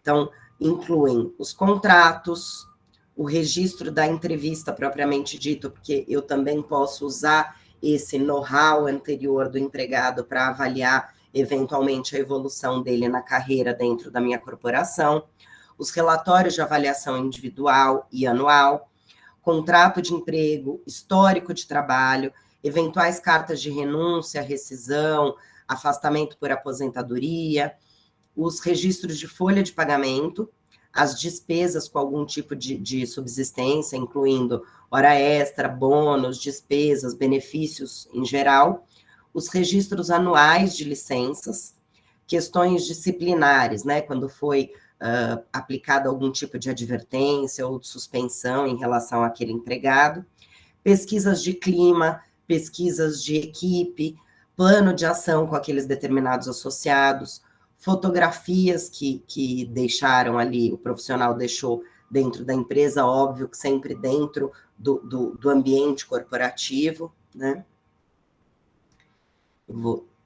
A gente teve alguma pergunta aqui do Marcelo. O problema é que nas ações declaratórias esses prazos não se aplicam. Tem algumas ações declaratórias que visam, por exemplo, alterações dos dados do PPP. Exatamente, Marcelo. Por isso que a gente falou que é regra geral, né? Muitas vezes a gente recomenda, e agora a gente vai até entrar nas questões dos registros médicos, eu deixei a sua pergunta aqui, porque é justamente agora que a gente vai falar sobre PPP, PPRA, ACO, né, que são os documentos médicos relacionados a esse empregado, eu preciso manter por pelo menos 20 anos, porque eu tenho as NRs, as normas regulamentadoras específicas em relação a esse tema, tá? Então, registros relacionados à saúde do profissional, incluindo prontuários médicos, laudos médicos, os documentos próprios da própria corporação, como CAT, PPRA, PCMSO, o PPP, como você mencionou, né, Marcelo? A gente segue a regra aqui de 20 anos a contar do término da relação de emprego, tá? Uma observação importante em relação a isso também é que eu posso fazer e eu devo fazer, alguém até mencionou aqui no começo da aula que costuma juntar os documentos médicos com uma faixa preta, né, em algumas informações, porque eu não posso usar as informações de outros empregados ou algum registro de dado pessoal que não seja efetivamente necessário quando eu estou sendo inquirida a juntar aquele determinado documento. Então, fazer algum tipo de criptografia, de anonimização antes, ou até quando eu for usar esse documento, passar ali uma faixa preta nessas informações, tá?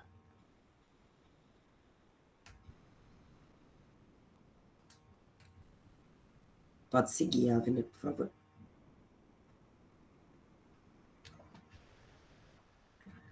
Como eu mencionei no começo da aula, muitas informações dos empregados são compartilhadas com entidades públicas, entidades privadas, e o sindicato é uma delas, né?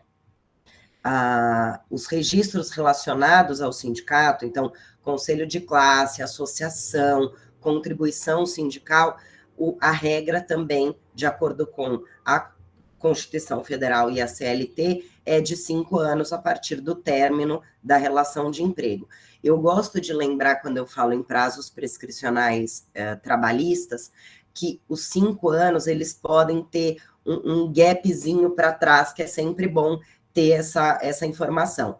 Como o empregado tem 2 anos a contar do término da relação de emprego, o término da relação de emprego não necessariamente é o dia em que esse empregado foi demitido ou pediu demissão. Muitas vezes, e com a alteração do aviso prévio que a gente teve de até 90 dias, esse prazo ele pode ser prorrogado também a contar do aviso prévio. Então, esses 2 anos e esses 5 anos em que eu posso considerar a prescrição trabalhista, eu tenho que considerar também esse prazo do aviso prévio, que pode ser projetado por até 90 dias, tá? Em relação à aposentadoria e fundos de pensão, a regra também são 5 anos, pela CLT e pela Constituição Federal. Então, registros relacionados à aposentadoria, fundos de pensão, planos de aposentadoria, sejam elas privadas ou não, os relatórios de aposentadoria, relatórios de avaliação dessas aposentadorias, é importante também seguir essa regra dos 5 anos a contar do término.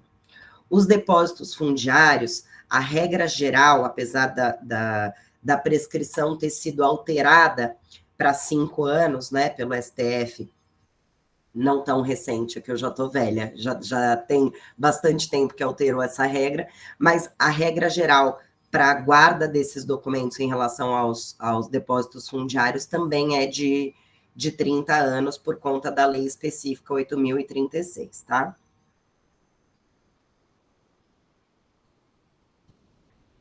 Então, aqui fazendo a correlação e a intersecção dos nossos temas, né? A LGPD, as investigações de compliance e as relações de trabalho. A gente sempre indica que os dados sigilosos sejam guardados de forma clara e que exista uma política prévia dentro da companhia, cuidando dessa privacidade, cuidando e tratando com uma informação fácil, de fácil acesso para os empregados, e treinamentos contínuos. A gente falou na primeira aula, né, Felipe? E eu volto a dizer aqui, hoje em dia, quase todas as questões relacionadas à relação de trabalho e ao compliance, LGPD, elas são facilmente resolvidas se eu tiver treinamentos contínuos dentro da minha corporação, seja sobre esses procedimentos internos, seja sobre a própria lei, sobre a segurança da informação, tudo que eu tiver em relação a isso, que eu puder fazer treinamentos com os meus empregados, clientes e prestadores, é a melhor forma de resolver essa celeuma, né? Priscila, se você me permitir até, que muitas empresas estão fazendo, hoje em dia a gente tem diversas políticas dentro de uma empresa. Então, você reservar cada bimestre, anualmente, um dia para ou uma semana para um determinado treinamento. O treinamento do meu código de ética, por exemplo, agora a gente vai ter a semana anticorrupção, né, no começo de dezembro, uma semana destacada para a questão de treinamento de LGPD, e eventualmente mais treinamentos específicos que a gente precisa ter, porque se a gente não treinar, a gente tem aquela política só para inglês ver, formalmente eu tenho um programa de compliance, eu tenho as políticas, só que na prática ela não tem efeitos, nem adianta você gastar dinheiro com essas políticas. Exatamente. A gente fala até por experiência própria, né, Felipe? Aqui no escritório, que nada mais é também do que uma corporação e um ambiente empregador, ter a política ali na sua intranet e etc., não resolve a vida para muitos funcionários que sequer têm acesso a esses dados, né? Que não trabalham no computador. Então, o pessoal de faxina, de copa, os motoboys, né? Então, o importante é, de fato, fazer treinamentos contínuos, né? Até para fortalecer aqui, como a gente colocou, o fortalecimento dessa cultura institucional, da guarda correta desses dados, sejam eles impressos ou eletrônicos, compartilhamento com terceiros. É bom o cliente também ter noção de que você, empregador e contratante, está preocupado com os dados que o cliente vai ter em relação aos seus empregados e como ele vai tratar, como ele vai armazenar esses dados lá também, né? E, de forma geral, a revisão dos contratos de assessoria de empresas de auditoria, é muito importante esse ponto, em relação à cláusula de guarda e processamento desses dados coletados também. Muitas vezes, aqui no escritório, a gente tem uma área muito forte de M&A, né? E a gente tem discutido muito em relação à guarda de documentos, M&A, para quem não está acostumado com essa terminologia, nada mais é do que fusões e aquisições de empresas. A gente acaba fazendo uma auditoria muito profunda naquela empresa que está sendo vendida, comprada, fusionada, enfim, está se juntando numa joint venture com outra, e muitas vezes essas informações, elas também precisam ter o tratamento adequado e serem descartadas no momento oportuno, né? E as empresas de auditoria, a gente tem visto cada vez mais a necessidade deles estabelecerem as políticas corretas para eles, de fato, fazerem a guarda correta, o processamento correto e também a dispensa desses dados, né? Aqui, como a gente falou lá no início das relações de trabalho, acho que hoje um dos dados mais sensíveis, considerando o âmbito do direito do trabalho e das relações de trabalho, e que o empregado pode ter algum tipo de temor em relação à concessão desse dado, é a sua digital, né? Hoje em dia, com a digital, a pessoa vota, com a digital a pessoa faz movimentações bancárias. Então, é muito importante o empregador ter todo o cuidado do mundo em relação à guarda da digital, que muitas vezes é utilizada como meio de registro de ponto, né? De anotação de entrada, saída, intervalos dessas pessoas. Então, a biometria é um dado muito sensível, que tem também autorização para o empregador utilizar, mas, obviamente, utilizar só para aquela finalidade. O empregador tem que tomar muito cuidado com esse tipo de dado do empregado, tá? Então, o ponto eletrônico, como a gente vem falando, não tem uma manifestação expressa da ANPD em relação à proibição do ponto eletrônico biométrico, né? Mas ele é um dado muito sensível e tem a autorização expressa aqui, a hipótese que autoriza de forma expressa o tratamento, né? No artigo 11. O tratamento de dados pessoais sensíveis somente poderá ocorrer nas seguintes hipóteses. E aí a gente tem aqui a letra G, a garantia da prevenção à fraude e a segurança do titular nos processos de identificação e autenticação, de cadastro em sistemas eletrônicos, resguardados os direitos mencionados no artigo 9º dessa lei, como a gente já falou antes, e exceto no caso de prevalecerem os direitos e liberdades fundamentais do titular, que exijam, de fato, a proteção desses dados pessoais. Então, caso o registro de ponto na empresa empregadora seja via biometria, tem que constar do contrato de trabalho e da política interna de privacidade que aquele empregado dá autorização para uso. Então, aqui a gente trouxe um apanhado geral. Quando a gente fala, né, em boas práticas e governança, hoje tem sido um tema cada vez mais discutido nas corporações, e a partir desse ano, pela regra da CVM, passou a ser obrigatório para algumas companhias abertas, são as questões relacionadas à ESG. E dentro delas, eu tenho, para quem não está familiarizado também com o conceito, né? Environment, Social and Governance. Nada mais é do que o ambiente, e em português muita gente tem usado essa sigla, ASG, então é o ambiente, o social, que são as pessoas, a gestão, e a governança, que é a prática as boas práticas aplicáveis na governança da corporação. Então, baseado nos princípios da segurança e da prevenção, o controlador dos dados, observada, claro, a estrutura, a escala e o volume das operações, ele deve ter a sensibilidade dos dados tratados e a probabilidade ou gravidade dos danos para os titulares dos dados, caso aquilo seja exposto de alguma forma, tá? Então, aqui a gente tem, né, o dever de monitorar, avaliar e direcionar, que faz parte da governança, e com estratégia, a gente leva isso para a gestão das pessoas, que é o planejar, executar, controlar e agir, que nada mais traz de volta para a corporação e para a sua governança que o accountability. Então, que é essa responsabilidade de agir corretamente e prestar, de fato, as contas, tá? Rogério tem uma pergunta aqui. Ponto biometria. Como fica essa questão no contrato de trabalho?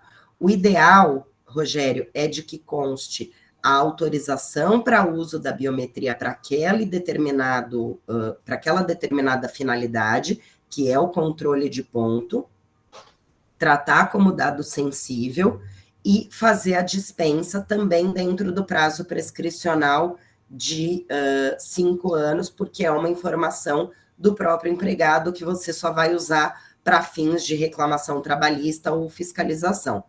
Muitas vezes eu já tive algumas discussões a respeito de saúde e segurança do trabalho que investigam mais tempo que isso por conta do ambiente de trabalho e de como aquela empresa age em relação à saúde, porque as horas extras também estão diretamente relacionadas à saúde do trabalhador, né? Mas, como regra geral, a biometria eu só posso guardar durante a relação de trabalho, porque é quando eu vou usar aquela informação de fato.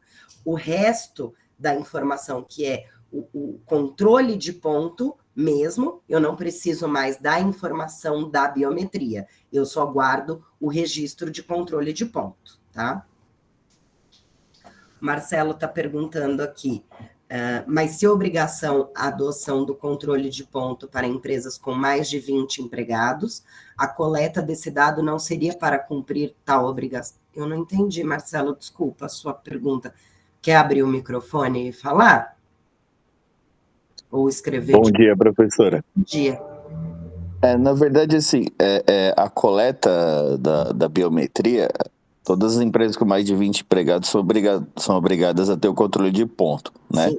E aí a gente tem pela forma mecânica, né, manual ou eletrônica. Isso. A coleta desse dado não seria justamente para cumprir essa obrigação, então acho que se é para cumprir uma obrigação, acredito que não independe da vontade do empregado, não é então, isso? Mas é que você pela lei, você tem essas 3 regras, né? O manual, que é aquele livro de ponto, o mecânico, que é aquele velho cartão de ponto que a gente tinha, e o eletrônico, que é a entrada e a saída. Não necessariamente o eletrônico está relacionado à biometria.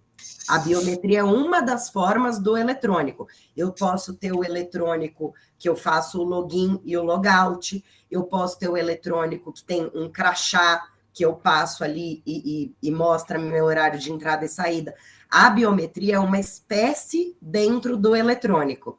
Então, por conta disso é que a gente recomenda que não seja a regra geral de obrigação legal, mas que tenha uma autorização específica. Professora, se me permite... Obrigado. Obrigado, professor. Se me permite, o que a gente tem achado de solução também é a última base legal que está prevista no artigo 11º para dados pessoais sensíveis, né? Então, a finalidade para você coletar o dado biométrico é uma... que não é exatamente o que você está colocando, né? Não é o cumprimento de obrigação legal. O cumprimento de obrigação legal é você fazer o registro do ponto. Isso sim você tem que fazer. Agora, para coletar a biometria, o que tem que ser utilizado como base legal é a garantia à fraude. Então, você vai usar aquele lá, a gente está coletando o dado sensível, né, a biometria aqui, para garantir que não tenha fraude na hora de bater ponto. A ideia seja essa, você não vai estar a biometria ela não é o cumprimento de obrigação legal, e sim a garantia à fraude que não é outra pessoa que está batendo aquele ponto, algo nesse sentido no sistema eletrônico. Obrigada, Avner, pela complementação. Podemos seguir. Avner tem uma pergunta aqui para você, ó. Não seria execução do contrato de trabalho? Pode ser.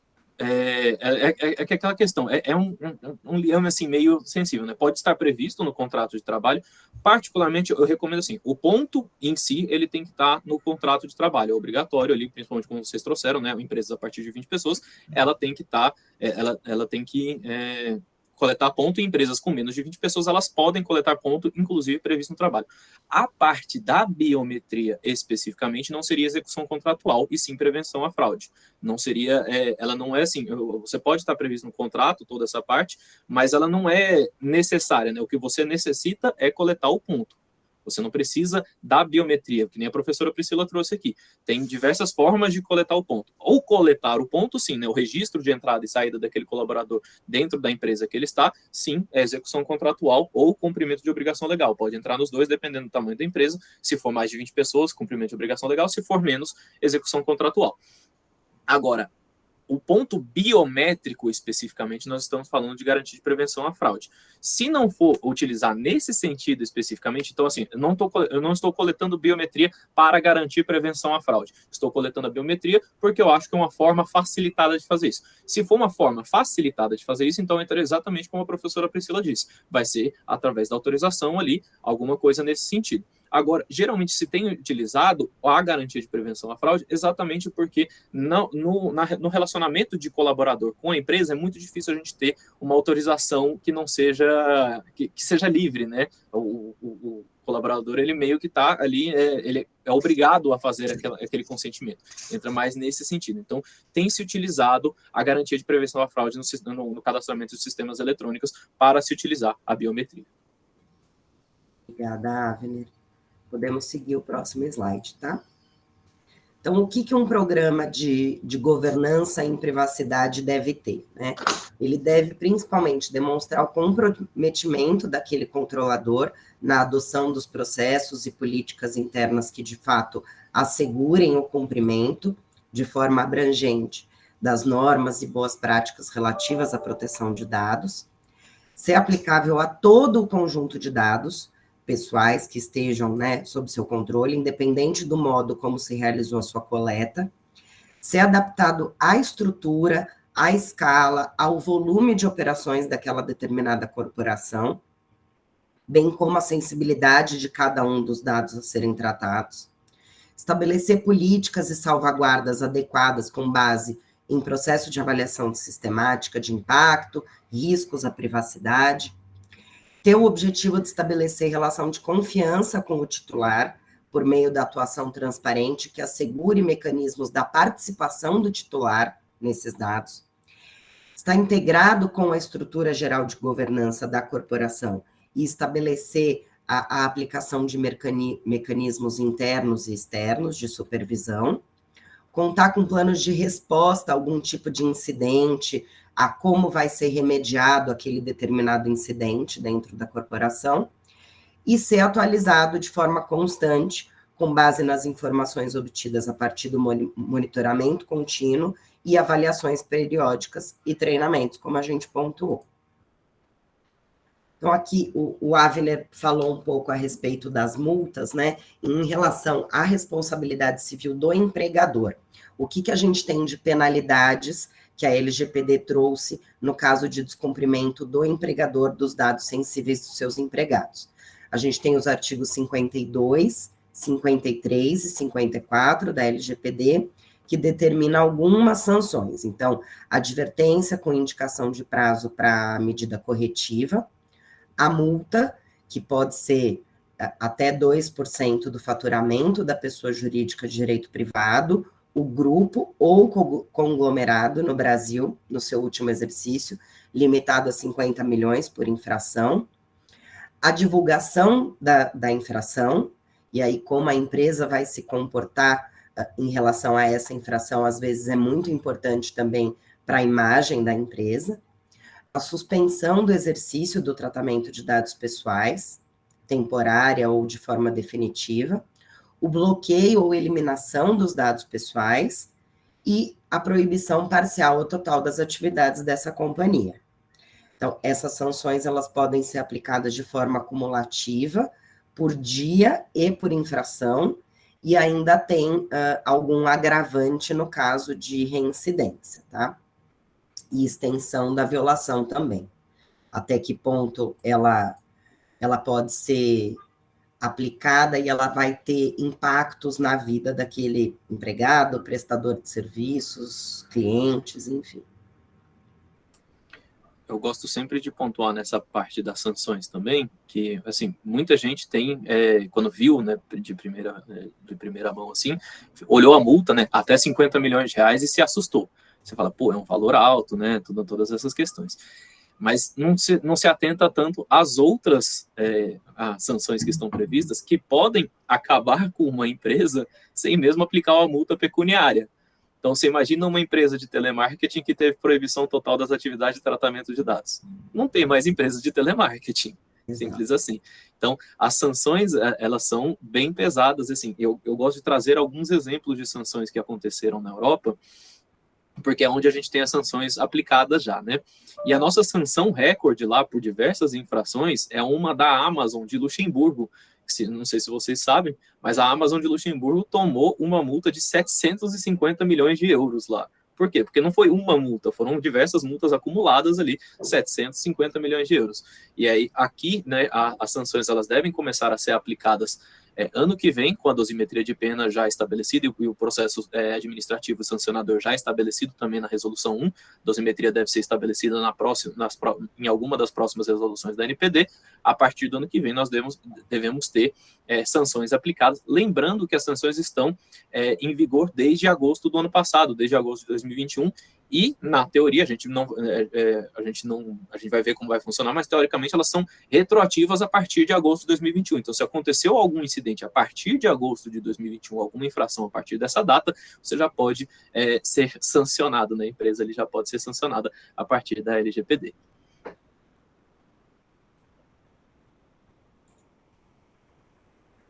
Bom, gente, acho que era isso. A gente ainda tem alguns minutos aqui para responder perguntas. E agora, sim, se alguém preferir abrir o microfone e falar, a gente só pede para não fazer isso durante a aula, porque senão acaba tendo muita interferência, né? Rodrigo tem uma pergunta aqui. Em alguns órgãos públicos, o controle de ponto por biometria é utilizado em vários setores locais diferentes. Um exemplo que trago é do funcionário que se desloca em escolas diferentes, como sendo aquele funcionário que cobre ou supre alguma falta ou férias emergencial. Nesse caso específico, os dados de biometria encontram-se em todas as escolas ou setores. Está correto esse procedimento da manutenção desses dados em diversos setores?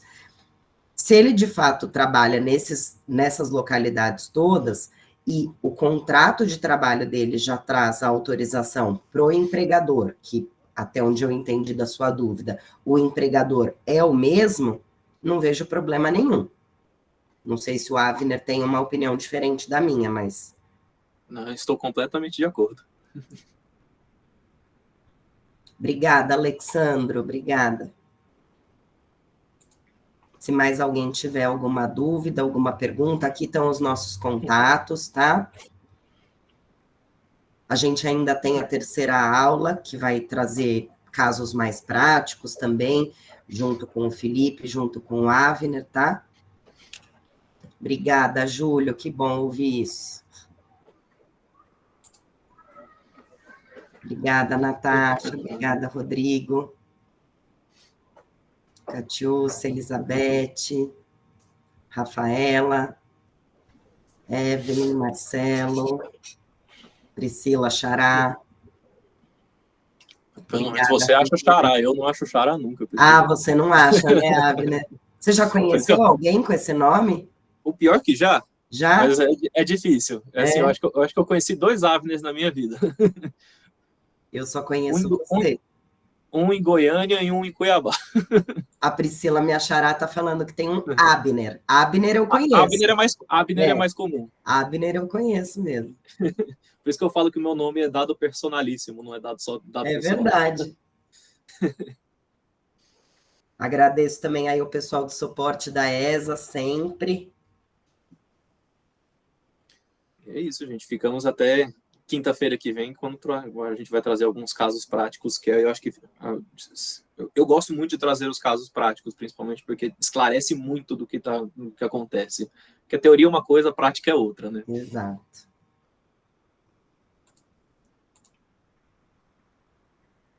Esperar mais alguns minutos aqui para ver se alguém tem mais alguma pergunta.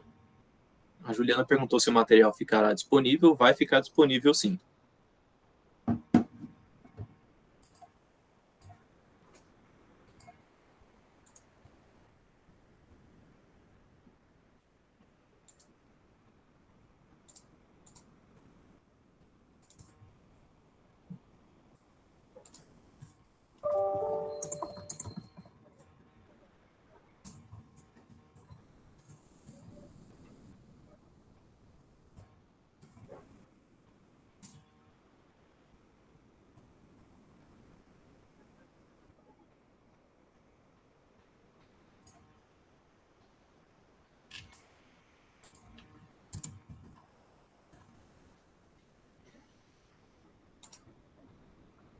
Uma dúvida. Em relação ao monitoramento de redes sociais pelas empresas, é considerado invasão de privacidade?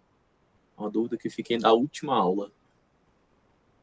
A gente tem, eu vou falar aqui do lado empregador, e aí depois você complementa, tá, Avner? Ok. A gente tem muitas discussões hoje, porque boa parte dos empregados está utilizando como ferramenta de trabalho o notebook que é concedido pela empresa, ou eventualmente um aparelho celular concedido pela empresa. Em tese, a partir do momento que eu forneço a ferramenta, eu posso monitorar desde que seja relacionado a algum tipo de crime ou a averiguação de algum tipo de crime. Então, se o empregado usa no notebook que a empresa concedeu a ele e ele acessa o Facebook, o Instagram dele, eu não posso ter acesso àquele conteúdo. O que eu posso é monitorar quanto tempo ele fica naquele conteúdo, por exemplo. Isso eu posso, porque a ferramenta é minha e aquilo faz parte da gestão que eu estou fazendo da produtividade daquele determinado empregado. Mas a rede social em si, seja ela Instagram, Facebook, WhatsApp, eu não posso ter acesso ao conteúdo, tá? Entra exatamente até numa conversa que eu tive com a equipe da Priscila, até o monitoramento ele pode ser feito, né? A gente está falando aqui de um equipamento corporativo, né? O monitoramento ele pode ser feito desde que um empregado ele tenha dado causa para este monitoramento, né? Que nem a Priscila trouxe aqui agora. Agora, monitorar por monitorar não pode ser feito. É que nem a LGPD traz, né? Tem que ter uma necessidade, tem que ter uma finalidade legítima para aquele monitoramento. Agora, monitorar por simplesmente monitorar não pode ser feito. E aí, lembrando que tem outras questões, né? Quando você fala de monitoramento de redes sociais, né?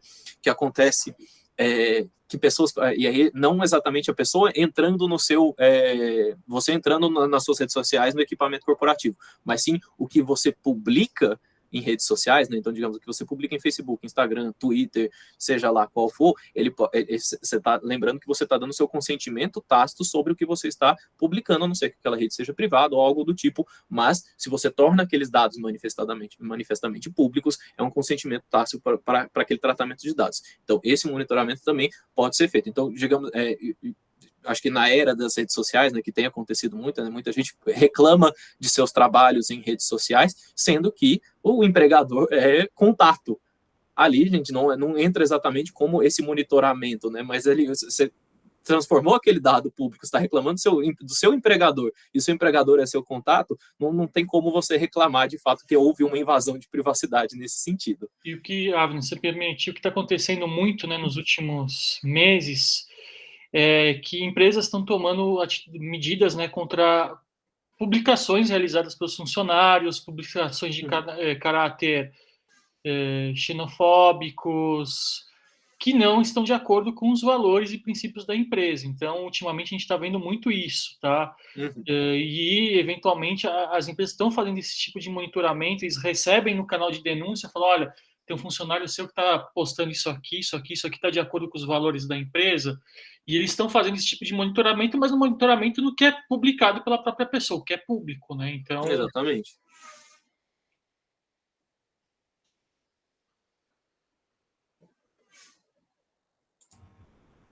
Felipe, eu gostei da sua fala na última aula. Você pode fazer ela de novo? Aquela do 3, 2, 1 valendo? Eu sempre falo, quando estava dando aula online, se ninguém tem dúvidas, eu fazia o leilão. 3, 2, 1, vamos continuar.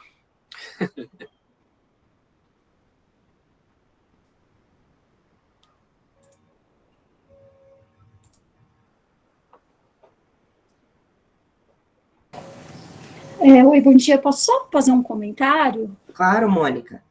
Não, só comentar que esses casos de empresas, de monitoramento, em geral, as empresas, quando contratam, já existe um termo de, eu não diria nem de consentimento, mas, enfim, de que o regulamento da empresa também viabiliza, acho que monitoramento também não seria a palavra correta, mas, enfim, vamos usar essa, para usar essas ferramentas que são de propriedade da empresa, são corporativas e estão com o empregado para esse fim. Então, se ele dá um fim diferente daquele que está sendo destinado, esse termo ele existe para dar um conforto para a empresa de que ela pode monitorar, desde que não extrapole o limite, né, da empresa e não invada a privacidade do funcionário em redes sociais, essas mesmas redes que vocês comentaram. Mas eu entendo que não há nenhum problema, já que quando existe a contratação, se tiver o cuidado de ter esse termo, a pessoa está consentindo e está dando com o conhecimento que existe o termo e que ela está sujeita a isso, não seria mais ou menos isso? Sim, é possível fazer isso, tá, Mônica? É possível, inclusive, colocar na política interna que, já que a ferramenta é uma ferramenta de trabalho, até as conversas, porque a gente tem tido muita discussão em relação ao WhatsApp, até que ponto ele passa a ser um documento comprobatório, né? Tem sido cada vez mais comum empregados usarem o WhatsApp até para estabelecer relações de trabalho, relações de contrato, atender clientes, né? Então, o quanto isso pode ser considerado como prova? E na medida em que eu estou agindo em nome da corporação, então eu vou usar o meu exemplo, né? Eu estou agindo em nome da corporação Madrona Advogados, atendendo um cliente via WhatsApp, que é um WhatsApp meu particular, mas eu estou usando o web WhatsApp, por exemplo, até que ponto aquilo poderia ou não ser prova? A grande maioria da jurisprudência ainda entende que é uma informação de fato pessoal, mesmo que eu tenha dado consentimento para a empresa usar aquela informação, tá? É um ponto muito discutido essa questão de WhatsApp e de redes sociais, na medida em que tem uma sensibilidade muito grande entre o que é de fato pessoal e o que está sendo usado para fins profissionais. Quando tem um equipamento, um smartphone, no caso, para usar o WhatsApp, um equipamento corporativo, presume-se que aquele equipamento está sendo destinado a questões corporativas, a questões vinculadas à empresa contratante. Exatamente, por isso que eu estou te falando que tem a discussão. A regra geral de fato, o empregador pode monitorar aquilo de forma geral, porque é uma ferramenta dele. Mas até que ponto as informações pessoais do empregado, que não tenham nenhuma relação... Então, vou dar um exemplo bem específico aqui, tá? Eu tenho no web WhatsApp, que eu uso uma ferramenta corporativa, mas que é um número particular meu, eu atendo um determinado cliente. A empresa pode ter acesso àquilo, porque faz parte da minha prestação de serviço. Em alguma conversa particular com a minha mãe, eu reclamei do meu gestor. A empresa pode usar aquela informação? Em tese, não. Mesmo que aquilo esteja tramitando numa ferramenta de trabalho. Entendi. Por isso, Mônica, inclusive nos Estados Unidos, tá, já tem algum tipo de regulamentação, principalmente questão do mercado financeiro, que funcionários não podem se comunicar com clientes por meios de aplicativos de mensagens.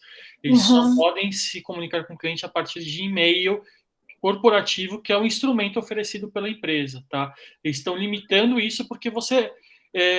o grande problema é o seguinte, né, que a pessoa falou, eu tenho o meu dispositivo pessoal, a minha linha pessoal, eu posso apagar aquela comunicação o tempo que eu quiser, entendeu? Então, para evitar esse tipo de coisa, já nos Estados Unidos começou um movimento que está no mercado financeiro, eu acho que a tendência é crescer, de que apenas é possível comunicação com o cliente por meio dos meios oficiais, principalmente e-mail corporativo, e eventualmente, se for aplicativo de mensagem, tem que ser apenas aplicativos de mensagens corporativos. Interessante. E caso a empresa viesse ainda a utilizar, também seria um mero indício e não uma prova, né? Ok, perfeito. Muito obrigada. Ótima aula aí para vocês. Lamento ter perdido a conexão, que eu estava em trânsito. Demorei um pouquinho para voltar, mas o que eu pude assistir da maior parte da aula é excelente. Parabéns. Obrigada, bom dia a todos. Obrigada, Mônica. De toda forma, a aula fica gravada, viu? O pessoal do ESA pode te disponibilizar o link.